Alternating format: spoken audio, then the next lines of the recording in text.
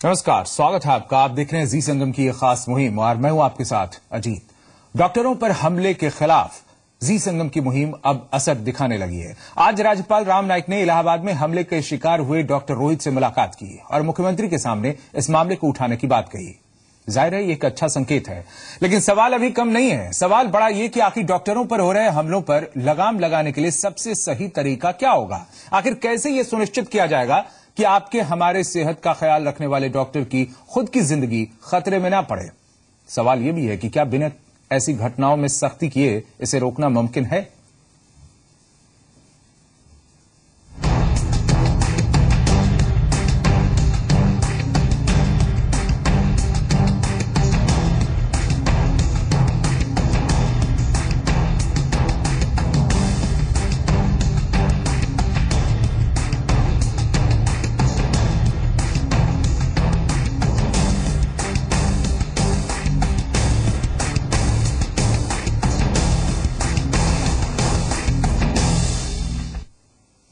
और इस चर्चा में भाग लेने के लिए हमारे साथ दो खास मेहमान हैं। लखनऊ से इंडियन मेडिकल एसोसिएशन के सदस्य डॉक्टर वैभव खन्ना है हमारे साथ, और नर्सिंग होम एसोसिएशन की अध्यक्ष डॉक्टर रमा श्रीवास्तव हमारे साथ हैं। आप दोनों का बहुत बहुत स्वागत है हमारे इस कार्यक्रम में।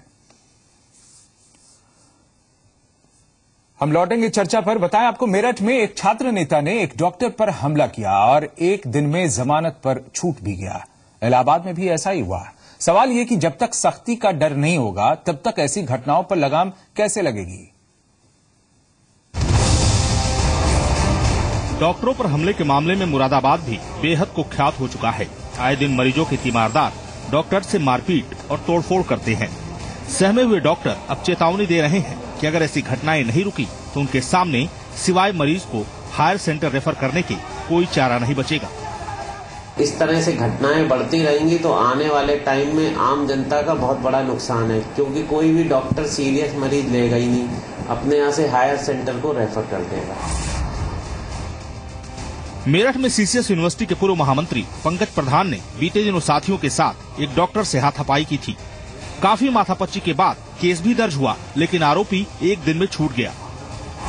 पीड़ित डॉक्टर का मानना है कि ऐसी घटनाएं ही होनहार छात्रों को इस पेशे में आने से रोक रही हैं।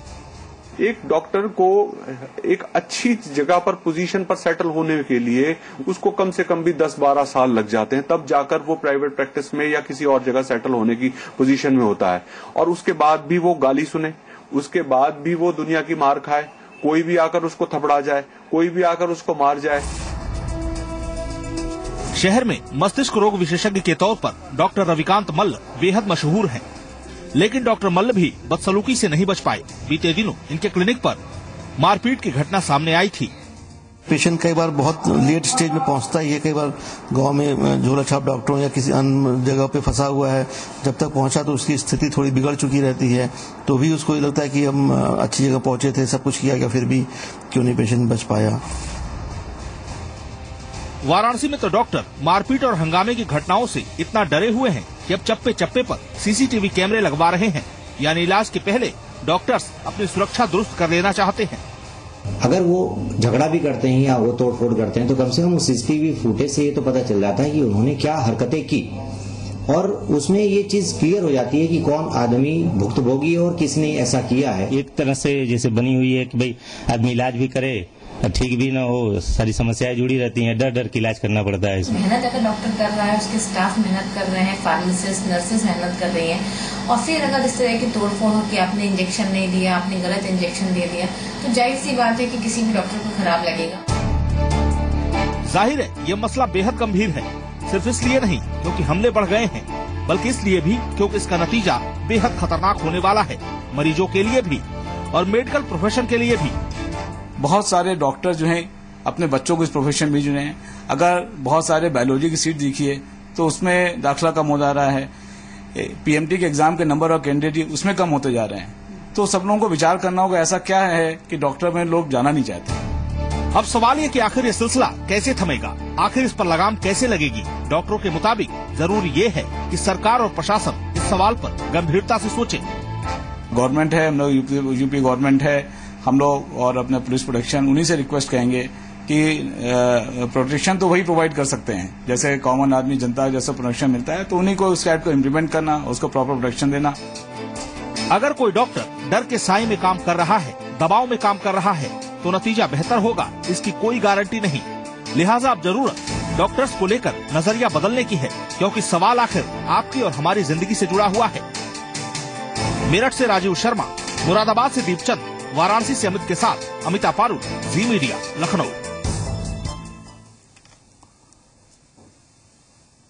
तो आपने देखा, ये तो हुई एक तस्वीर जो यकीनन गंभीर सवाल खड़े करती है, लेकिन अब हम आपको एक दूसरी तस्वीर भी दिखाते हैं। ये मामला उन्नाव से सामने आया है। यहां गैर मान्यता प्राप्त निजी नर्सिंग होम के एक झोला छाप डॉक्टर ने एक महिला का 7वें महीने में ही जबरन ऑपरेशन कर डाला। ऑपरेशन के दौरान महिला और उसके नवजात बच्चे की मौत हो गई। इसके बाद लापरवाही छिपाने के लिए नर्सिंग होम संचालक ने मृत महिला और उसके नवजात बच्चे को कानपुर रेफर कर दिया। कानपुर पहुंचने के बाद भी महिला के परिजनों की मुसीबत कम नहीं हुई। यहां सिर्फ शव देखने के लिए महिला के पति से 25,000 रुपए लिए गए। इसके बाद महिला के पति को मां और बच्चे की मौत के बारे में बताया गया। ये एक ऐसी घटना है जो डॉक्टरी पेशे को बदनाम कर रही है। कुछ लोगों की करतूतों का खामियाजा आखिर पूरे डॉक्टर वर्ग को भुगतना पड़ रहा है। यूपी में ऐसे कितने ही नर्सिंग होम हैं जो बिना मान्यता के चल रहे हैं, जहां पर होने वाली घटनाओं का असर मान्यता प्राप्त नर्सिंग होम्स की प्रतिष्ठा पर भी पड़ता है।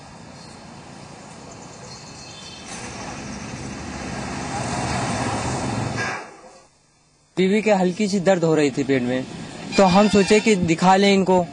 तो जब हम उनको दिखाने गए तो उन्होंने देख के उन्होंने तुरंत जय हॉस्पिटल में उन्होंने बुलाया, डॉक्टरों को बुलाया, तुरंत उठवा दिया वहां से। न जाने इन्होंने क्या किया हमारे मरीज के साथ में। उसके ऑपरेशन करने के बाद सच्चा बच्चा दोनों तुरंत वहीं पे मृत हो गए। उसके इन्होंने 20,000 रुपए हमसे लिए और 15,000 रुपए पहले यहाँ पे लिए अपने अस्पताल में। सर यूँ कह रहा है कि हम जांच करके इलाज कर रहे हैं, हम लोगों बाहर हमका नहीं हुआ का हो रहा है।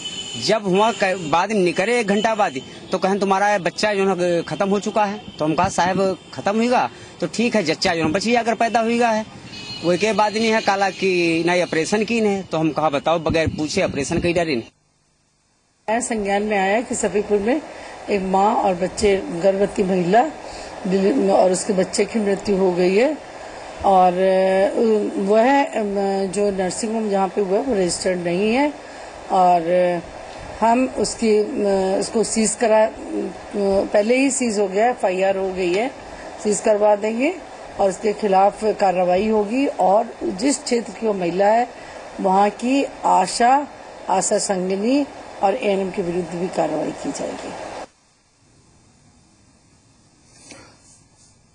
तो हम अपनी मुहिम के तहत हमने दोनों पक्ष रखा आपके सामने। अब इस पर हम अलग अलग ढंग से चर्चा करेंगे।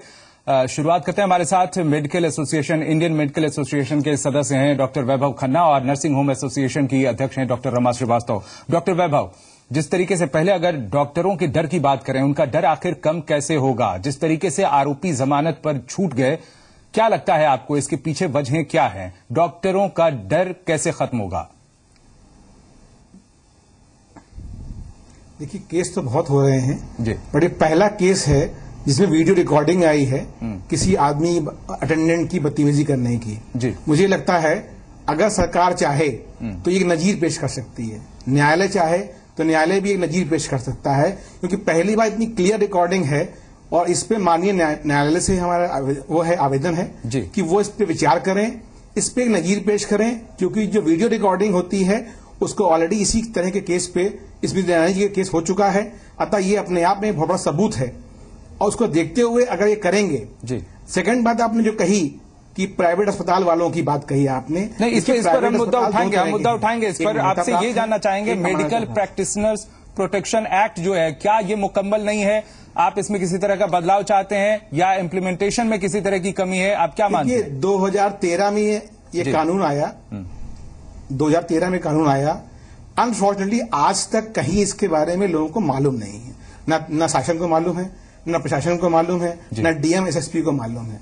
हमारी जब से बात हुई सबने कहा इसकी कॉपी दे दीजिए। इसका मतलब अभी लोगों को इसके बारे में मालूम ही नहीं है। सरकार से हमारा ये निवेदन है, इतना अच्छा कानून आया है, सरकार ने इतना अच्छा काम किया है, क्यों ना इसको व्यापक प्रचार किया जाए ताकि लोगों में डर बैठे कि तोड़फोड़ करी तो हमें नुकसान होगा। हमारे ऊपर दोनों कार्रवाई होंगी, कानूनी कार्रवाई होगी और पैसा भी लिया जाएगा, क्योंकि एक्ट में दोनों प्रोविजन है। आपके ऊपर नॉन अवेलेबल एक वारंट है, सजा हो सकती है, प्लस आपके ऊपर जितना तोड़फोड़ करी है उसका डबल पैसा आपको देना पड़ेगा। चलिए, ये आपने बातें कही। क्या इस चर्चा को आगे बढ़ाएं हम? क्या इसी तरह से सख्ती बरत कर, इसी तरह से कानूनों को लागू करके हम ऐसे हालात पर काबू भला पा सकते हैं?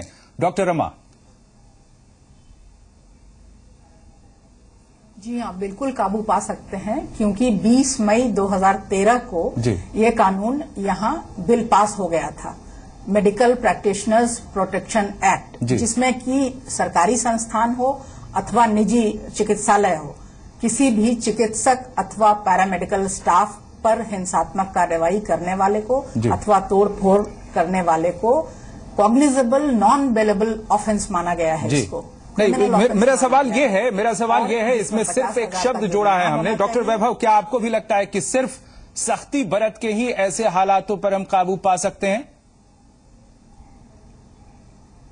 नहीं, सिर्फ कानून से नहीं होगा। बिल्कुल ठीक कह रहे हैं आप। जनता में संवेदना लानी पड़ेगी। डॉक्टर जो है वो अपना इलाज करता है, डॉक्टर अपनी कोशिश करता है कि किसी तरीके से मरीज का इलाज हो। कौन डॉक्टर चाहेगा कि उसके मरीज का अहित हो?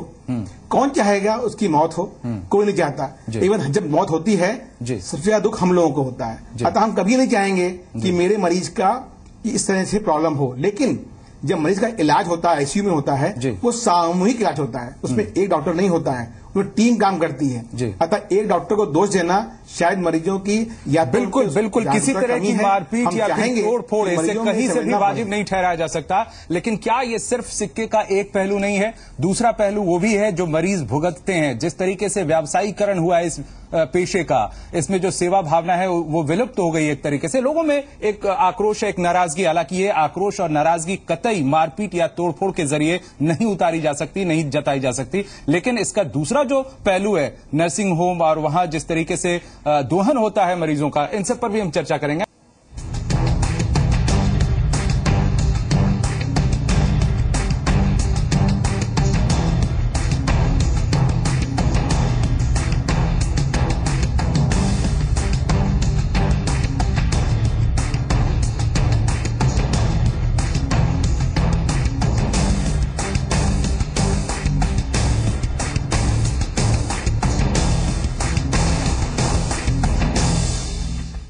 डॉक्टर रमा, आपको क्या लगता है, ये पेशा जितना सम्मानित रहा है पहले से, भारत में लोग भगवान की तरह देखते रहे डॉक्टर्स को, आखिर ये गिरावट क्यों और कैसे आई? क्या इसमें प्राइवेट नर्सिंग होम जो हैं उनकी भूमिका नहीं है? जिस तरीके से सरकारी व्यवस्थाएं कमजोर हुई, मांग के अनुरूप व्यवस्थाएं हो नहीं पाई और प्राइवेट नर्सिंग होम लगातार खुलते गए, व्यावसायीकरण होता गया, क्या ये जिम्मेदार नहीं है इसके पीछे? देखिए, पुराने जमाने से अगर आप कंपेयर करेंगे तो तब इन्वेस्टमेंट कुछ भी नहीं होता था डॉक्टर्स का। अब किसी भी निजी संस्थान हो अथवा सरकारी हो, जो स्वास्थ्य का लेवल बढ़ा है कि डायबिटीज, हाइपरटेंशन, हार्ट अटैक्स, इन बीमारियों के साथ भी 70 वर्ष हमारे यहाँ एवरेज आयु हो चुकी है, उसके लिए इन्वेस्टमेंट्स होने लगे हैं। कोई एक अकेला डॉक्टर जिम्मेदार इसके लिए नहीं है। तो जो इन्वेस्टमेंट्स हुए हैं स्वास्थ्य का स्तर सुधारने के लिए, लोगों की एवरेज एज बढ़ाने के लिए, बीमारियों से मुक्ति दिलाने के लिए, उसका खर्च कहाँ से आएगा? यही खर्च जब लोगों को देना पड़ता है, जिसका कि कंसेप्ट लोगों में कम है, तो सबको तकलीफ होती है। केवल पैसे की बात नहीं है, केवल पैसों की बात नहीं है। उन्नाव से जो खबर हमने आपको दिखाई, इस तरह के केसेस जो सामने आते हैं, ये क्या एक दूसरा पहलू नहीं है इस सिक्के का? जी हाँ, बिल्कुल है। जो लोग गलत काम कर रहे हैं उनको तो सजा मिलनी ही चाहिए, चाहे वो डॉक्टरी पेशे का हो या किसी दूसरे काम में लगा हो। ये तो क्रिमिनल ऑफेंस तो जो भी कर रहा है उसको सजा मिलनी चाहिए। नहीं तो हम डॉक्टर के हक में ही ये बात कर रहे हैं कि डॉक्टरी पेशे को, नर्सिंग होम्स को, ऐसे नर्सिंग होम बदनाम करते हैं। भला इसके लिए, इसे ठीक करने के लिए कौन लोग सामने आएंगे? क्या आपके पेशे से ही जुड़े लोग सामने नहीं आने चाहिए? डॉक्टर वैभव, इसमें कुछ जोड़ना चाहते हैं आप, बता सकते हैं? जी नहीं, सामने आते हैं। जी देखिए, ये नर्सिंग होम चल क्यों रहा था? इसका मतलब शासन कहीं फेल हो रहा था। ये तो बात सीएमओ वहां की जिम्मेदारी होती है, उनकी टीम की जिम्मेदारी होती है जी कि ये शासन ये ना चले। अगर चल रहे हैं तो कहीं ना कहीं शासन का फेलियर है इस पॉइंट पे। ये नर्सिंग होम है ही नहीं, हम गलत नाम दे रहे हैं, ये नर्सिंग होम नहीं है। जब नर्सिंग होम नहीं है तो हम गलत नाम दे रहे हैं। ये नर्सिंग होम में गलत मरीज का इलाज हुआ, ये एक इलीगल काम हो रहा है, इलीगल जगह हो रहा है, इलीगल लोग कर रहे हैं। अतः इस पे हम नर्सिंग होम से जोड़ना हमें लगता है गलत चीज। नहीं, अभी जिस दिशा में हम बात कर रहे थे, मेरा ये कहना है कि क्या डॉक्टर्स के बर्ताव में भी पहले से बदलाव नहीं आया है? और अगर ऐसी बातें हैं, कुछ डॉक्टर्स हैं जिनके कारण ये पेशा बदनाम हो रहा है, वैसे डॉक्टरों को भी देखने के लिए क्या एसोसिएशन के मार्फत या नर्सिंग होम एसोसिएशन है वो सब अपने कहीं कोई इस तरह का तंत्र नहीं डेवलप कर सकता है जिससे कि मॉनिटर हो सके ऐसे डॉक्टर और उनको कुछ निर्देश दिए जा सके, उन्हें काबू में रखा जा सके? डॉक्टर वैभव, ये एक बात चल रही है कि नर्सिंग होम और अस्पताल में हम लोग ग्रेडिंग करें कि हम लोग अपने ग्रेड्स करें कि किस ग्रेड के हम लोग के अस्पताल हैं। सीएमओ साहब से बात भी हो चुकी है इस बारे में कि हम लोग ग्रेड कर लें अपने आप को, और हमारे पास अपने यहाँ पे ग्रीवेंस सेल हो कि जो लोग हमारे पास आते हैं उन्हें कोई ग्रीवेंस है किसी से, तो पहले हम लोग खुद देखें कि क्या कारण है कि उसकी ग्रीवेंस है, और अगर पॉसिबल हो तो हम अपने लेवल पे उसको सॉल्व कर सकें, क्योंकि हमारी प्रॉब्लम हम ही लोग सॉल्व कर पाएंगे, बाहर के लोगों को सॉल्व करना शायद मुश्किल होगा। जी डॉक्टर रमा, आप क्या कहना चाहती हैं? आखिर नजरिया लोगों का कैसे बदले? हम भी चाहते हैं कि लोगों का नजरिया बदले, इसमें आप अपनी राय किस तरीके से दे सकती हैं?